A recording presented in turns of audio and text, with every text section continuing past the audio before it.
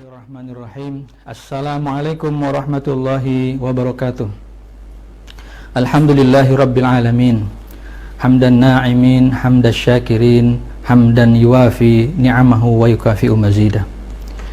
Segala puji dan syukur kehadirat Allah subhanahu wa ta'ala. Puji dan syukur yang selalu dilantunkan oleh orang-orang yang menyadari nikmat-nikmat yang Allah berikan kepada mereka. Puji dan syukur sebagaimana yang selalu dilantunkan dan diaturkan oleh orang-orang yang sadar dan mensyukuri nikmat-nikmat Allah subhanahu wa ta'ala kepada mereka.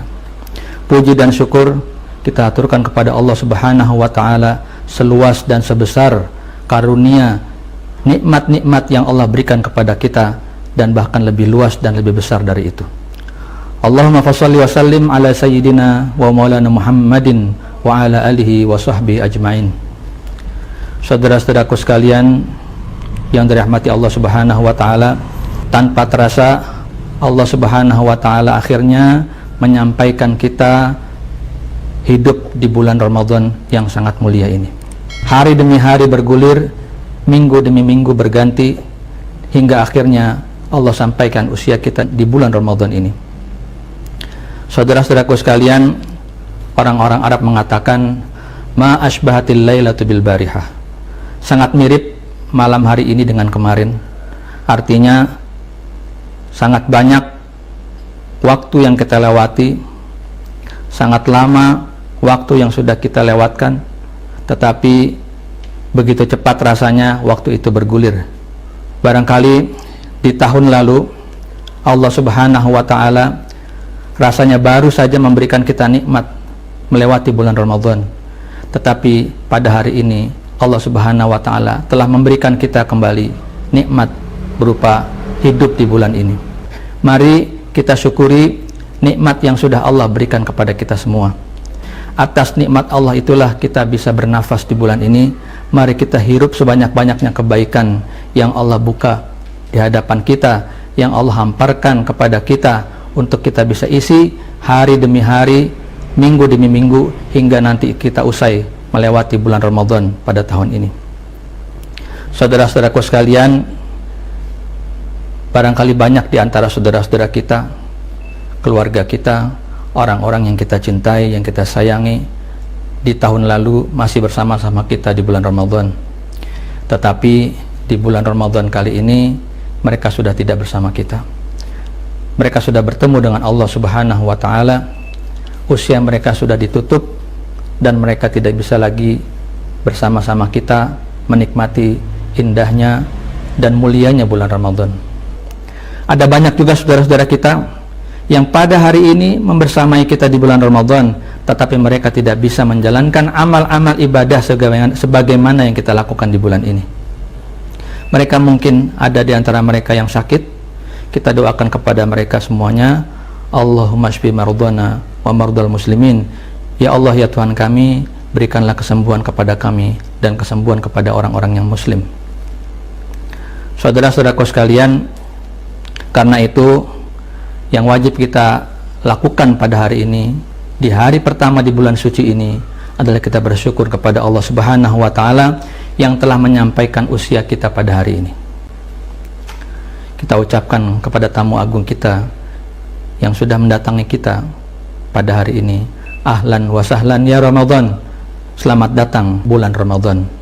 Ahlan wa sahlan ya syahrus syam, selamat datang wahai bulan puasa. Ahlan wa sahlan ya syahrul Quran, selamat datang wahai bulan Al-Quran.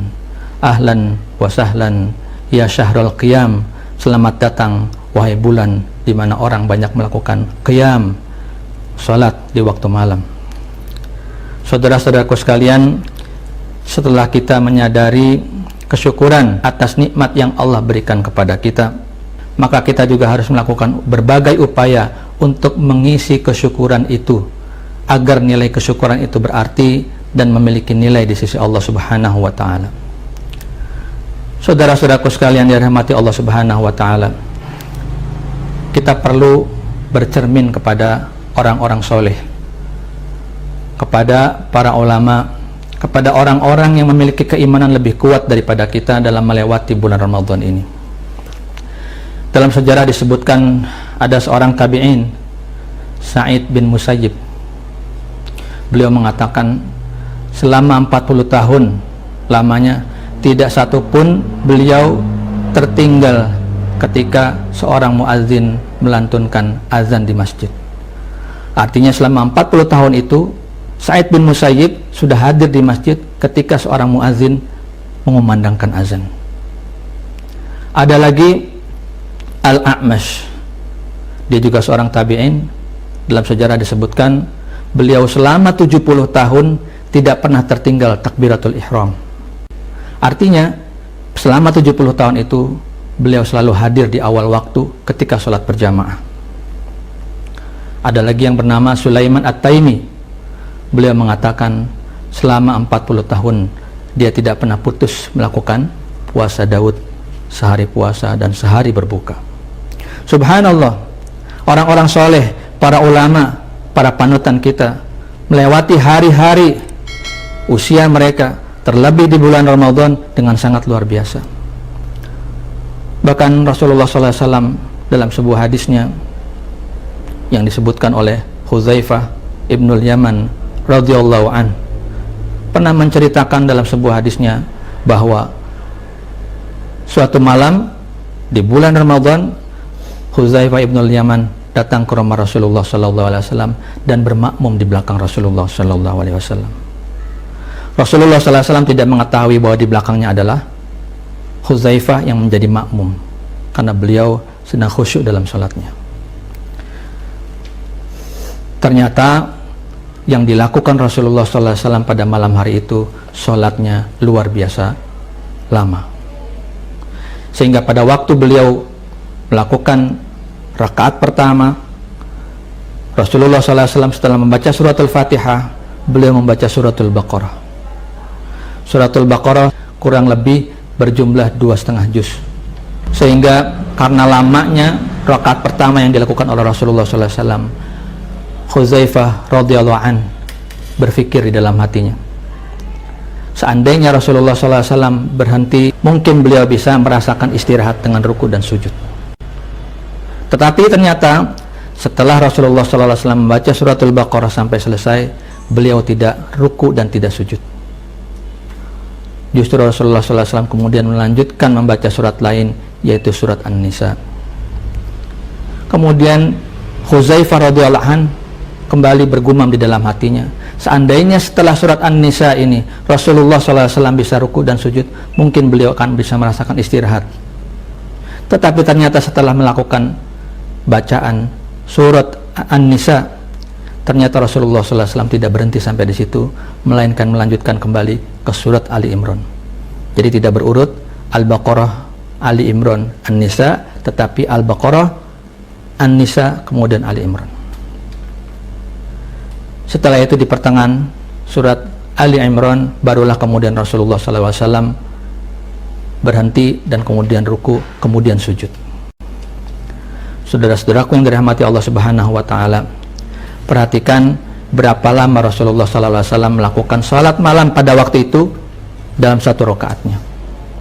Kalau kita membaca satu juz saja 1/2 jam misalnya, kemudian kita gabungkan antara surat Al-Baqarah, surat An-Nisa, dan surat Ali Imran yang Rasulullah SAW baca, mungkinan ada 5 juz. Kalau kita gabungkan, barangkali paling cepat kita bisa menyelesaikan bacaan 5 juz itu kurang lebih 2 jam, 2,5 jam, atau 3 jam. Pernah Rasulullah SAW pada suatu malam sholat dan kemudian beliau menangis. Kemudian ditanyakan kepada beliau, "Ya Rasulullah, kenapa engkau beribadah sesuai sedemikian rupa? Padahal engkau sudah diampuni dosa-dosamu yang lalu dan yang akan datang, dan engkau pasti masuk surga." Kata Rasulullah SAW pendek saja, "Afala akuna abdan syakuro?" Apakah aku tidak mau menjadi orang atau seorang hamba yang bersyukur kepada Allah Subhanahu wa Ta'ala? Saudara-saudaraku sekalian, lihat bagaimana Nabi Shallallahu Alaihi Wasallam, bagaimana para orang-orang soleh melewati waktu dan usia mereka dalam beribadah kepada Allah. Kita Kita ingat lagi Sa'id bin Musayyib, 40 tahun lamanya dia tidak pernah tertinggal hadir di dalam masjid ketika seorang muadzin mengumandangkan azan. Berarti dia sudah ada di masjid. Al-A'mash selama 70 tahun tidak pernah tertinggal untuk takbiratul ihram. Berarti dia sudah hadir di masjid dan mengikuti imam masjid ketika imam masjid bertakbiratul ihram. Sulaiman At-Taimi 40 tahun melakukan puasa Daud.